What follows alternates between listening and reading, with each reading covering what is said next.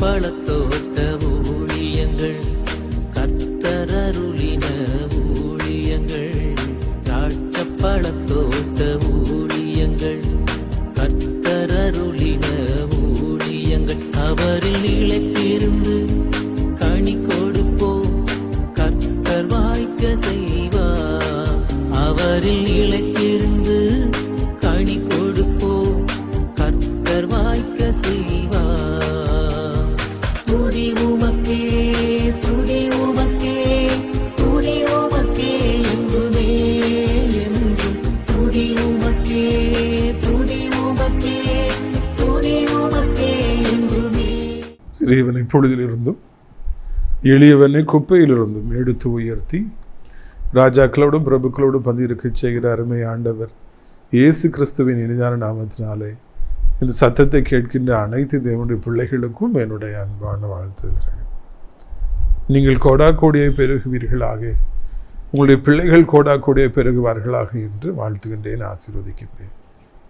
தேவனுடைய மாளிகையிலே அடைக்கலான் குருவி எனப்பட்ட நம்முடைய ஆவிக்குரிய முதியோர் இல்லம் மிக சிறப்பாக நடந்து வருவதை நீங்கள் அறிவீர்கள். எல்லா வசதிகளும் இருக்கிறது.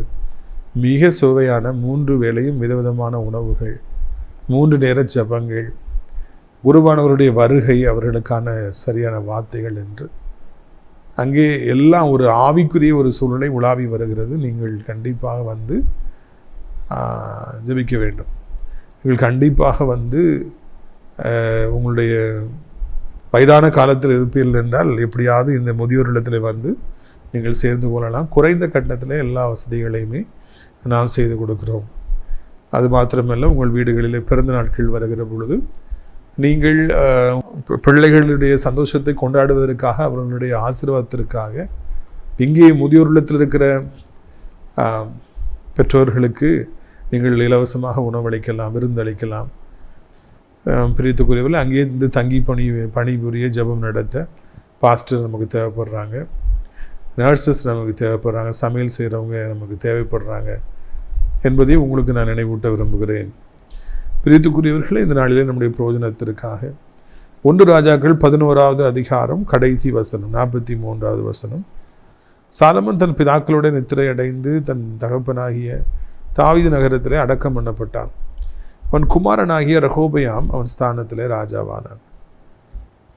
சாலமோன் ராஜா என்பவர் மிக பெரிதான ஒரு ராஜா. இஸ்ரவேல் ஹிஸ்டரியில் இல்லைன்னா இந்த உலகத்தின் வரலாற்றிலேயே மிக சிறப்பான ஒரு ஆட்சியை புரிந்தவர் தான் சாலமோன் ராஜா. தங்கங்கள் கொட்டி கிடந்தன, வியாபாரங்கள் செழித்தன. எந்த ஒரு ராஜாவும் கப்பலை விட்டு தங்கத்தை சம்பாதிக்கல, அவர் சம்பாதிச்சார். பெரிய பெரிய கட்டடங்களை கட்டினார், அரண்மனையை கட்டினார், ஜெருசலேம் தேவாலயத்தை கட்டினார். அவருடைய வேலைக்காரர்களுக்கு என்ன நம்பர்ஸே கிடையாது. You can't count the servants, you can't count the soldiers, you can't count the workmen of King Solomon. அந்த அளவுக்கு மிக சிறப்பான ஆட்சி, மிக சிறப்பான சாப்பாடு. மக்களெல்லாம் ஆச்சரியப்பட்டாங்க. வெளிநாட்டிலேருந்து தான் வந்து சாலமோன் ராஜா ஒருக்காவது பார்த்துடலாமா, அவர் ஞானத்தை கேட்டுடலாமான்னு தவம் கிடந்தாங்க. எல்லாம் நல்லா இருந்துச்சு. ஆனால் ஒரு நாள் வந்த பொழுது அவர் மரித்து அடக்கம் பண்ணப்பட்டார். அவருடைய மகனாகிய ரெகோபெயாம் ஆட்சிக்கு வந்தார். இது காரியம் நமக்கு என்ன சொல்லி கொடுக்கிறதுனால், எவ்வளவு பெரிய ராஜாவாக இருந்தாலும், எவ்வளோ பெரிய கிங்டமாக இருந்தாலும், எவ்வளோ பெரிய செல்வந்தனாக இருந்தாலும், இல்லை எவ்வளோ பெரிய ஒரு அரசாங்கத்தில் ஒரு பதவியில் இருக்கிறவர், கவர்மெண்ட் ஒரு பெரிய அஃபீஷியல், ஒரு டைம் பீரியட் தான், அவ்வளோதான். அதுக்கு மீறி ஒரு நாள் கூட அவங்களால இருக்க முடியாது. கடவுள் ஒரு நாள் நியமிச்சிருக்கிறார். அது வரைக்கும் அவங்க என்னென்னாலும் செஞ்சுக்கலாம், எவ்வளோ நாளும் ஆட்சி செய்யலாம். ஆனால் அதுக்கு பிறகு அவங்களுக்கு அந்த காலம் மறுக்கப்பட்டுருச்சு அப்படின்னா அவங்க காணாமல் போயிடுவாங்க. இதைத்தான் இங்கே நாம் காண்கின்றோம். எவ்வளவோ சிறப்பான ஆட்சி செஞ்சார் சாலமோன் ராஜா. ஆனால் ஒரு நாள் வந்த உடனே அவருக்கு இல்லாமல் போயிட்டார். இன்னொருவர் அவருடைய மகன் ரெகோபெயாம் அங்கே வரார்.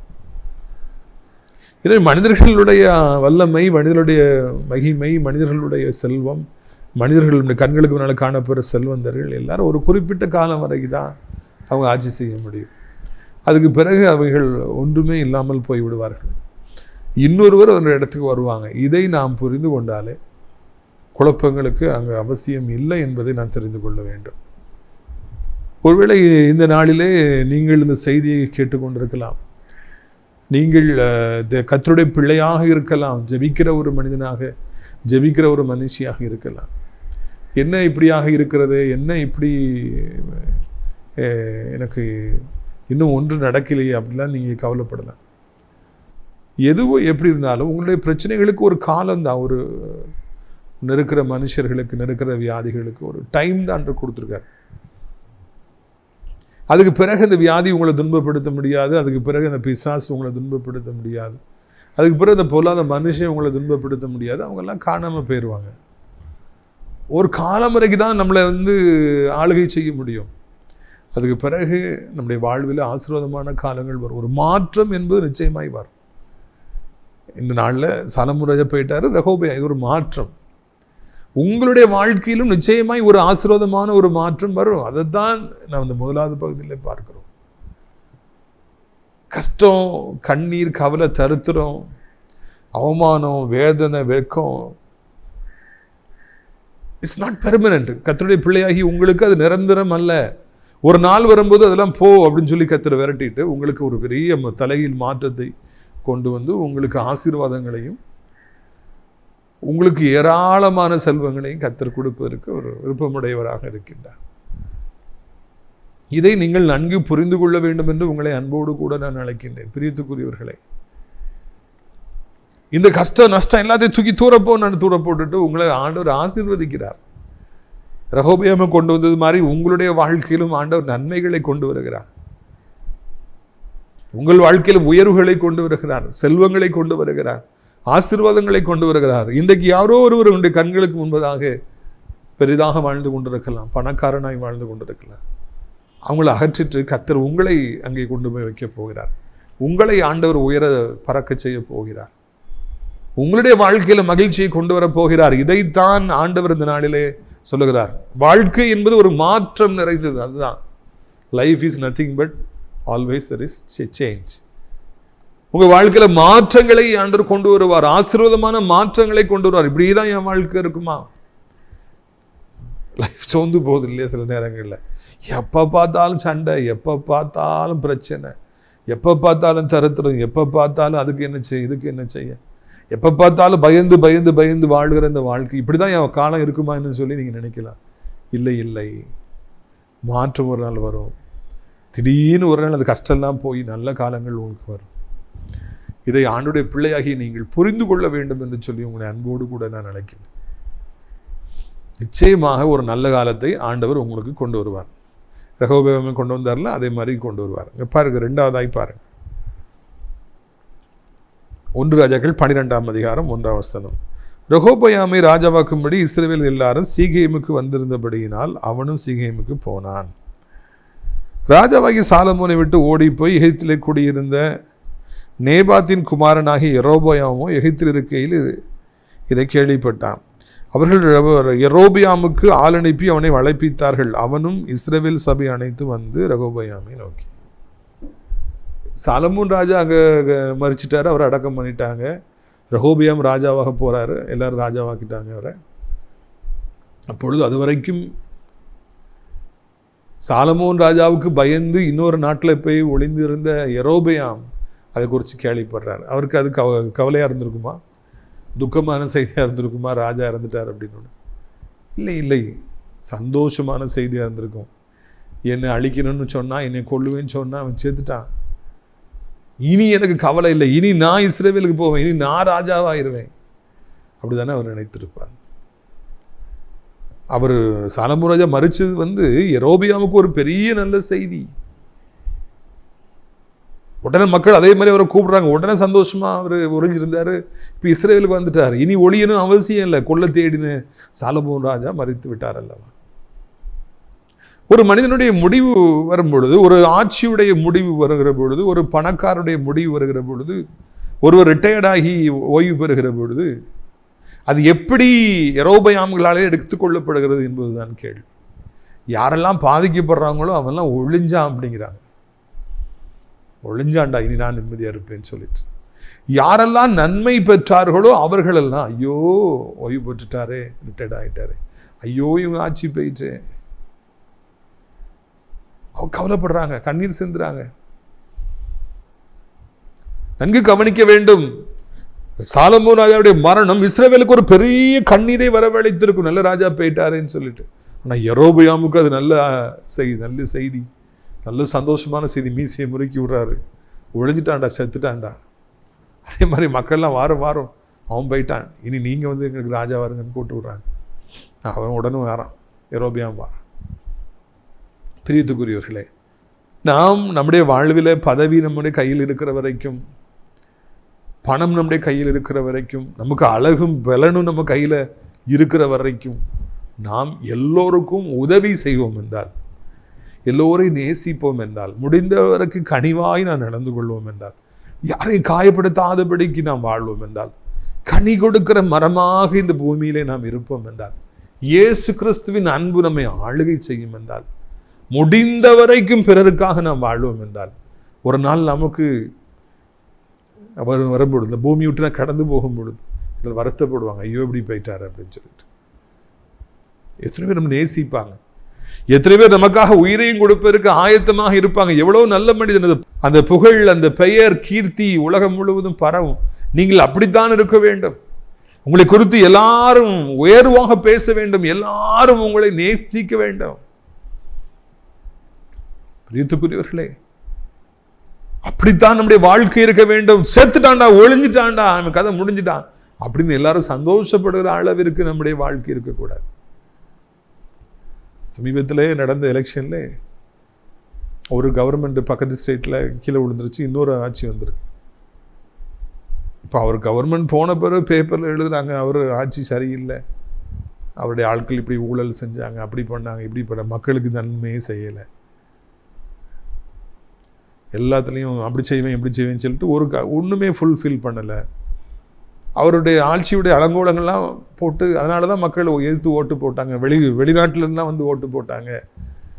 ஒரு சீட்டு கூட கிடைக்கல. இப்போ விழுந்து கிடந்த கட்சி இப்போ ஆட்சிக்கு வந்துருச்சு.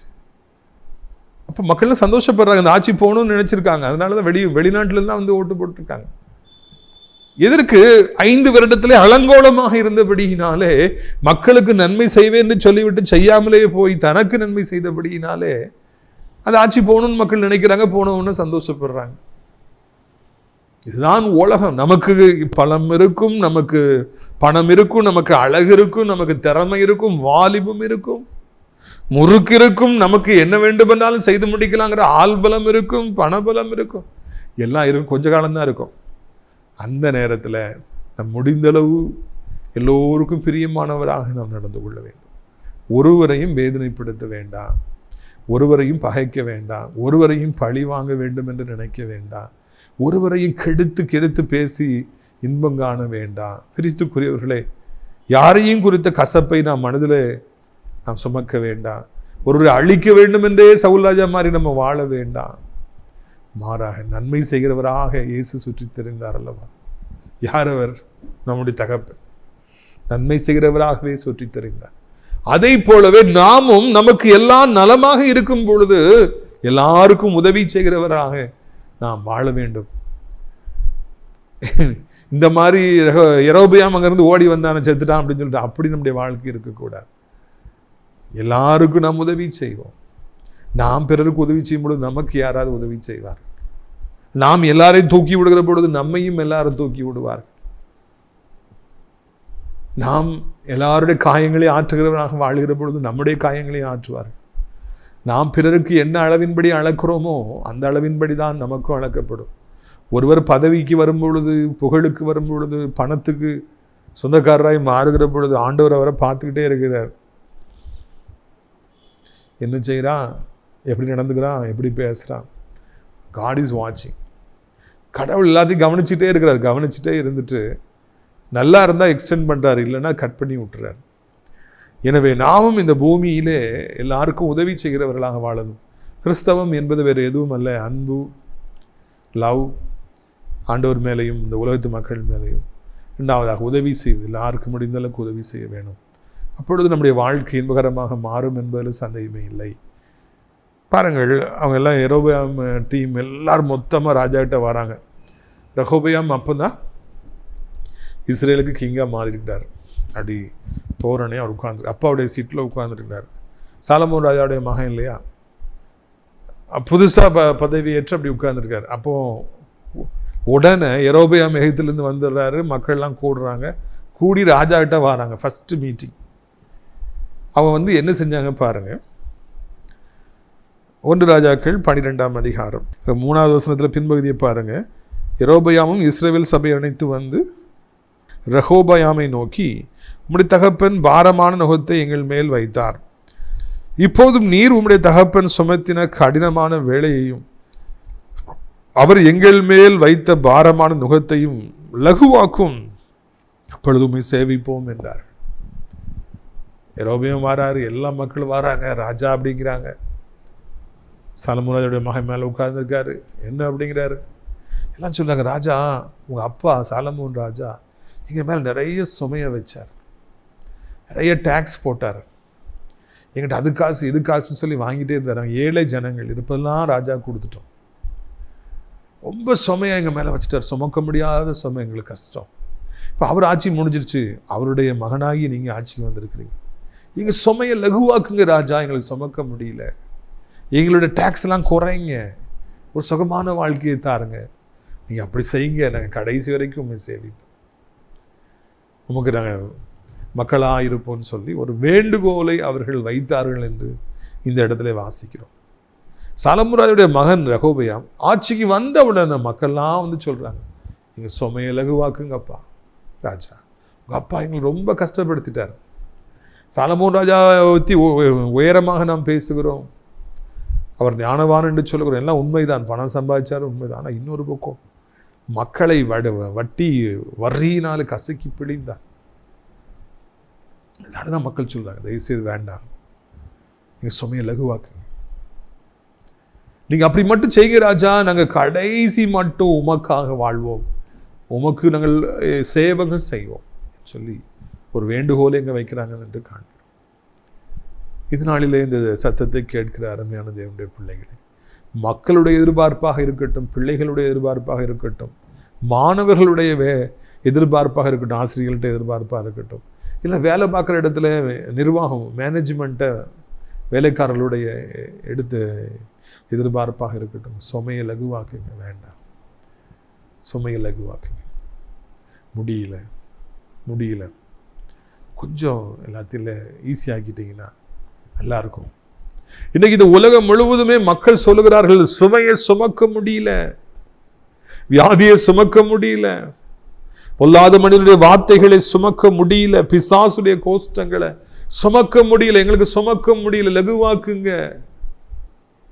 எல்லா இடங்களிலும் சத்தமாய் கேட்கிறது, லகுவாக்குங்க. டோல்கேட்டில் காசு கட்டி முடியல, அதை லகுவாக்குங்க. லாரி டிரைவர்ஸ் ஸ்ட்ரைக் பண்ணுறாங்க, முடியல, லகுவாக்குங்கன்னு சொல்லி ஸ்ட்ரைக் பண்ணுறாங்க. எங்களுக்கு வேலையை நிரந்தரமாக்கி தாருங்க. படித்து முடித்த பட்டதாரிகள் அங்கே குரல் எழுப்புறாங்க, எங்களுக்கு பணம் தாருங்க, எங்களுக்கு சுமைய லகுவாக்கு, கஷ்டமா இருக்குது, பணம் இல்லாமல் வாழ்க்கை கஷ்டமாக இருக்கிறது, செலவினங்களுக்கு என்ன செய்ய வேண்டும் என்று தெரியவில்லை, எனவே இந்த கஷ்டத்தை எங்களை விட்டு இறக்குங்க, எங்களுடைய கோஷ்டங்களை பாவ சாபங்களை என்றிருந்து இறக்குங்க, சுமக்க முடியல. வாலிப வயசுல முறுக்கு இருக்கும்போது பாவம் செஞ்சுட்டேன், கை நீட்டி அடிச்சுட்டேன், அனைவருடைய வாழ்க்கையை கெடுத்துட்டேன், இப்போ இந்த சாபம் என்ன தொடருது, எனக்கு சுமக்க முடியல, இயேசுவே இது சுமையை ஏன்றது நீங்க இறக்குங்க. அநேகர் ஆண்டவர்கிட்ட கதறாங்க, வயதான காலத்துல கதறாங்க, வாலிபம் இருந்த பொழுது வெலன் இருந்த பொழுது நிறைய பாவத்தை செய்தேன், இப்பொழுது சாபமாக மாறி என் மீது இருக்கிறது, எனக்கு தாங்க முடியல, இறைவா அந்த சாபத்தை எடுத்து போடும், இறைவா என் பிள்ளைகள் படுற கஷ்டத்தை தாங்க முடியல, சுமையை எடுத்து போடு, லகுவாக்கும். வேலை பார்க்கிற இடத்துல என்ன ரொம்ப கொடுமைப்படுத்துறாங்க, இதுல இருந்து நான் வெளியே வர விரும்புகிறேன், கர்த்தாவே என்னை ஆசீர்வதிக்க மாட்டீரா, என் சுமையை லகுவாக்க மாட்டீரா. இன்றைக்கு அனைத்து தேவனுடைய பிள்ளைகள், இந்த உலக பிரமாண மக்கள் எல்லாருடைய எதிர்பார்ப்பு, சுமையை யாராவது லகுவாக்க மாட்டார்கள், சுமையை லகுவாக்க மாட்டார்களா, தாங்க முடியவில்லையே, இவ்வளவு நேரம் வேலை பார்க்க முடியவில்லையே. வாட்ச்மேனை பத்தி உங்களுக்கு தெரியுமா? பெரிய பெரிய கம்பெனியில் வாட்ச்மேன் இருக்காங்க, ஹோட்டல் வாசலெல்லாம் வாட்ச்மேன் இருக்காங்க. காலையில் போனாங்கன்னா இரவு வரைக்கும் நின்றுக்கிட்டே இருக்கணுங்க, சாப்பிட்றதுக்கு நேரம் உட்காருவாங்க, டீ குடிக்கிறதுக்கு நேரம் போய் உட்காருவாங்க, என் நேரங்களில் நின்றுக்கிட்டே இருக்கணும், கால் வலிக்க நின்றுக்கிட்டே இருக்கும், வெறிக்கோஸ் வரும், காலெல்லாம் மூட்டில் வலிக்கும், பாவங்க. வாட்ச்மேனாக வேலை பார்க்குறவங்கெல்லாம் ஹோல் டே அவங்க நின்றுட்டே இருப்பாங்க. கேட்ரிங் வேலை பார்க்குற ஹோட்டல் கேட்ரிங் வேலை பார்க்குறவங்க, சர்வராக இருக்கிறவங்க நின்றுட்டே இருக்கணும். நிறைய பிஸ்னஸ் பண்ணுறவங்க நின்றுட்டே இருப்பாங்க. அவர் பார்த்தாலே பாவமாக இருக்கும். அப்போ அவங்க நினைப்பாங்க, இந்த சுமையன்றது யாராவது லகுவாக்க மாட்டாங்களா? என் பிள்ளைகள் வேலைக்கு போயிட்டு நான் இதை விட்டுடலாமே, நான் லகுவாக்க மாட்டாங்களா? அப்பா என்னை ஆசீர்வதிப்பீங்களா? ஆசீர்வதிச்சு அந்த வேலையை நான் விட்டுடலாமே, என் சுமையை லகுவாக்க மாட்டீங்களாப்பான்னு சொல்லி நிறைய பேர் எதிர்பார்க்குறாங்க. எவ்வளவோ பேர் உழைக்கிறாங்க குடும்பத்தை காப்பாற்றுவதற்காக, கடன்களை அடைப்பதற்காக, வட்டிகளை கட்டுவதற்காக, நல்ல காரியங்களை செய்வதற்காக எவ்வளோ பேர் இன்னைக்கு உழைக்கிறாங்க. ஆனால் அதெல்லாம் காண மாட்டேங்குது, வருமானம் காண மாட்டேங்குது, சுமை அதிகரிச்சுக்கிட்டே போகுது. ஒருவேளை சுமை சுமக்கிற சகோதரா, நீங்களும் இன்னைக்கு சொல்லலாம், என் சுமையை லகுவாக்குங்கப்பா இசப்பான்னு சொல்லலாம். அவர் ஒருவரே உங்களுடைய சுமைகளை லகுவாக்க முடியும், யாராலும் லகுவாக்க முடியாது. இயேசு ஒருத்தர் தான் சுமைகளை லகுவாக்குகிறவர். இயேசு ஒருத்தர் தான், நீ கஷ்டப்படாதப்பா, நான் உன் சுமையை சுமக்கிறேன், என்கிட்ட வா, நான் உனக்கு இளைப்பாறுதல் தருவேன், என்கிட்ட வா, உன் கண்ணீரை நான் துடைப்பேன், என்கிட்ட வா, உன் கவலைகளை நான் மறக்க செய்வேன், உனக்கு நான் எல்லா ஆசீர்வாதங்களையும் தருவேன். ஒரே ஒருவர் தான் நம்முடைய சுமையை லகுவாக்க முடியும். ஒரே ஒருவர் தான் நமக்கு புது வாழ்வு தர முடியும்.